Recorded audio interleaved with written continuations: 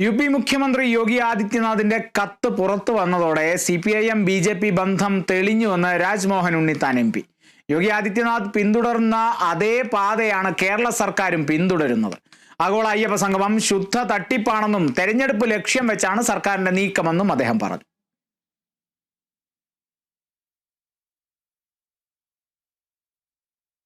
ഒരു സവർണ ഹിന്ദുത്വത്തിന്റെ പ്രതീകമാണ്. അദ്ദേഹത്തിനൊരു ഫാസിസ്റ്റ് മുഖം. ഉത്തർപ്രദേശിൽ അദ്ദേഹം മുഖ്യമന്ത്രിയായി ഭരിക്കുന്ന മുഴുവൻ സമയവും അദ്ദേഹം ജനാധിപത്യ ധ്വംസനം നടത്തിക്കൊണ്ടിരിക്കുന്ന, അതുപോലെ ന്യൂനപക്ഷങ്ങളെ അതിശക്തമായി പീഡിപ്പിച്ചുകൊണ്ടിരിക്കുന്ന ഒരു മുഖ്യമന്ത്രിയാണ്. ആ മുഖ്യമന്ത്രിയുടെ സന്ദേശം ഇടതുപക്ഷ മുന്നണിക്ക് വളരെ ആപത്താണ് നൽകുന്നത്. ആ സന്ദേശത്തിലൂടെ ഈ ഇടതുപക്ഷ ജനാധിപത്യ മുന്നണിയും അതുപോലെ തന്നെ BJPയും തമ്മിലുള്ള ഒരു രഹസ്യ ബാന്ധവമാണ് മറനീക്കി പുറത്തു വന്നിരിക്കുന്നത്. കാരണം ആഗോള അയ്യപ്പ സംഗമം ഒരു തട്ടിപ്പാണ്. അതൊരു തെരഞ്ഞെടുപ്പിന് വോട്ട് പിടിക്കാനുള്ള തന്ത്രമാണ്. അത് ജനങ്ങളെ കബളിപ്പിക്കാനാണ്. നഷ്ടപ്പെട്ട ആ സ്വാധീനം വീണ്ടെടുക്കാൻ ഇത് വോട്ട് തട്ടിയെടുക്കാനുള്ള രാഷ്ട്രീയ അടവാണ്.